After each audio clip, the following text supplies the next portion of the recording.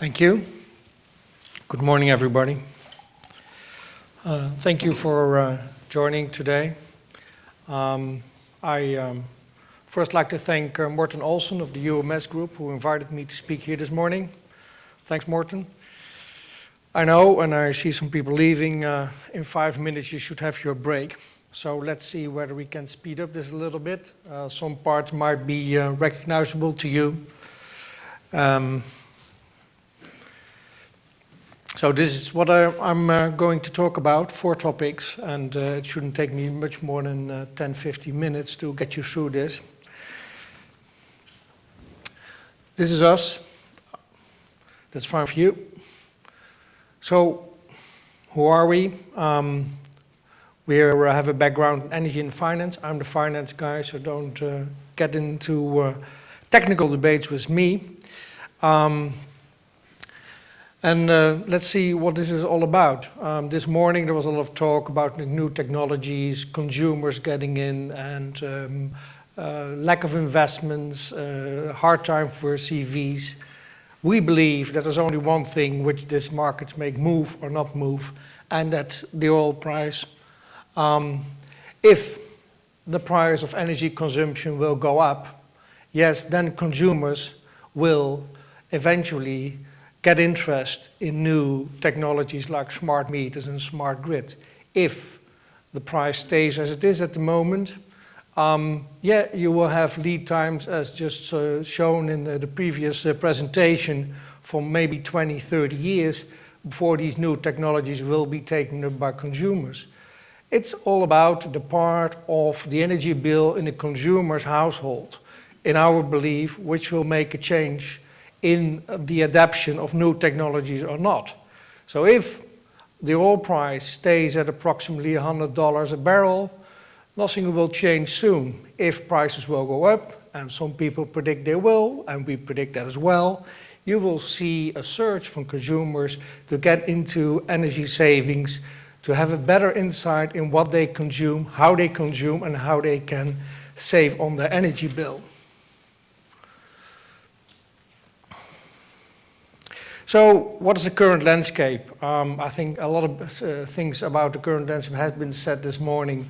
At least the landscape is some with an undefined ending and an undefined horizon where we will end up in this current development. Obviously, I'm speaking primarily from the Benelux Dutch perspective, but these are aspects in the market you might all recognize.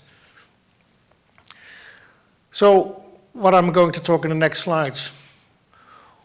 What are smart grids? I mean, I've heard, and I'm not a technician, I've heard a lot of talk about smart grids, smart metering this morning. But actually, and if you walk around, and you have obviously did, as I did, amongst the exposition floor this morning, you've seen a lot of technological developments being shown to you, and I was pretty much amazed about the abundance of supply being shown down there from all different kinds of technological backgrounds.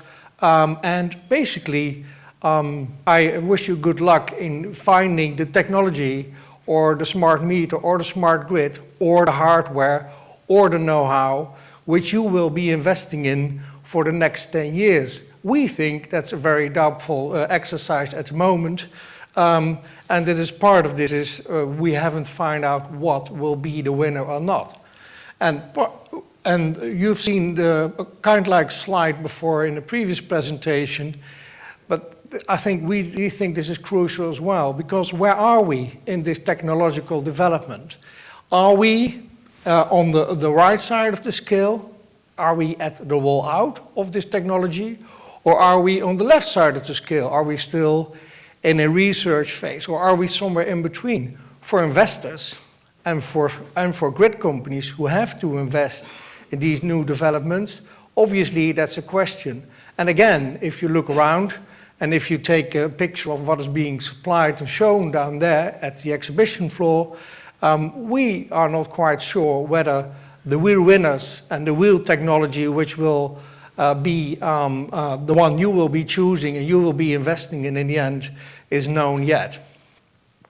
So what are investors looking at? Basically, they look at your capabilities of managing, investing in a new technology. And obviously, everything which is new scares off investors. Why? Because it's not proven and it can break down. Consumers cannot use it. By the way, we had in the Netherlands a survey amongst a group of consumers using smart meters. And guess what? In the first 6 months they had these smart meters, they were going to the smart meter, say, probably once every day to look what they consumed and how it worked and what information they could get from it. But after a year, this frequency of looking at the information supplied to them by this smart meter had declined to maybe once every 2 weeks. And why is that? Because still energy consumption, at least in the countries I know of, is not a hot thing for energy consumers. Why not? Because they do not feel it in their household budget. Our idea is that as long as consumers do not have to skip a holiday because the energy bill went berserk and increases by 50 or 75%, there is no interest in consumers with these new technologies because it's a no-interest product. As long as they get the electricity in the household, as long as they get the gas supplied, and as long as they don't have an interruption, say less than 99.9% per year, why should consumers be interested in all of this? We are interested, and the people out there are interested because we're in the industry.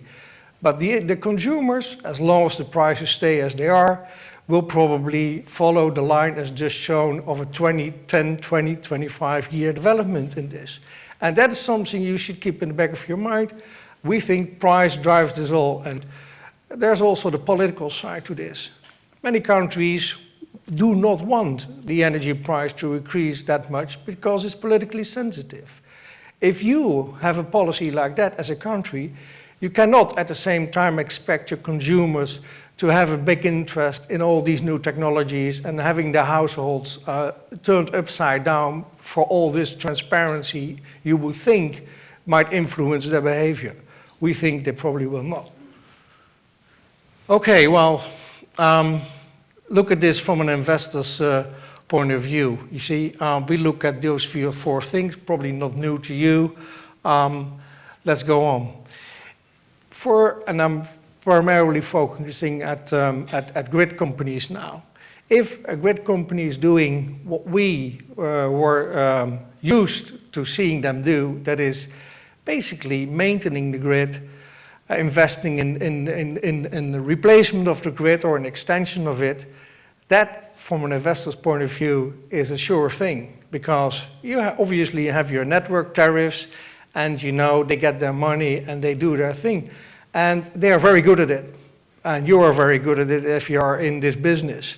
And because you know the technology and you're here and you pick up some new technology and you have these debates about strategy as we just heard.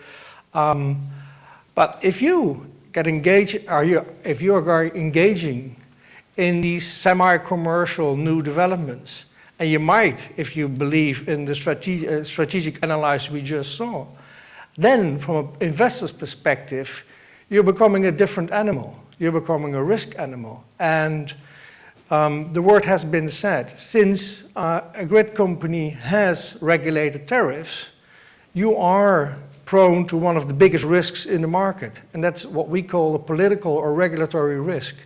As we have seen in the Netherlands, for instance with Gas Unie, the gas grid operator, they had tariffs over the last 5 years and they were corrected after 5 years and they now had to pay back €1 billion to the users of the grid because they had applied the wrong tariffs. A nightmare from the point of view from an investor because you think they will make this money, they will make this return on their grid and the grid users, and all of a sudden what we call the energy chamber, a government institution, basically setting the tariffs, steps in and says, well, you did overcharge, please repay your users €1 billion over the last 5 years. So from an investor point of view, these two things, one, if you do your job, you do it well, but still there is this risk of the regulator who could impose lower tariffs. And the other thing, if you get into commercial ventures, we have some other questions. Well, this is what I already, here we are.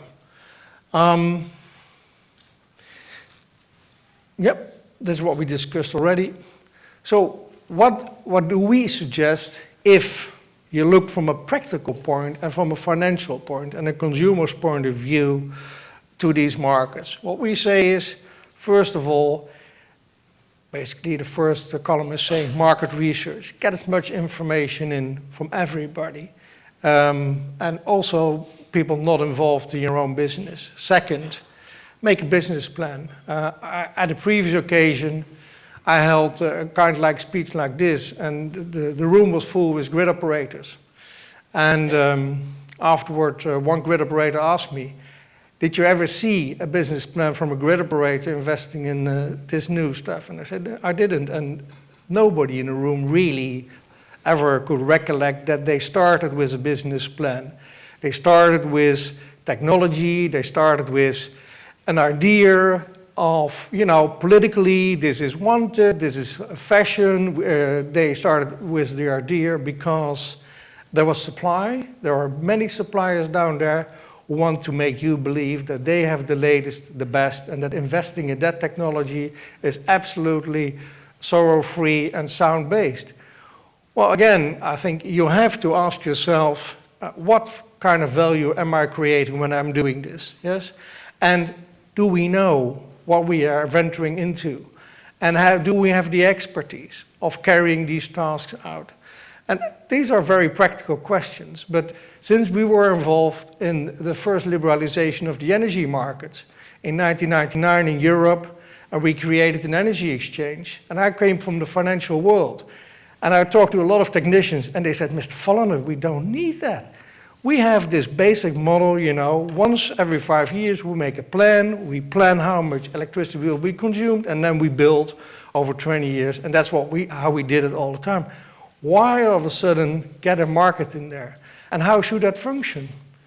And indeed, you need a completely different mindset to engage in this different world, whereby you have to think of, what am I going to do? Do I have the skills? What kind of return am I looking for? Is it a return for consumers? Is it a return on investment? So this, we would venture to you, is something which you should write on the back of your hand when entering in discussions on investing in new smart grid. Thank you very much for your attention.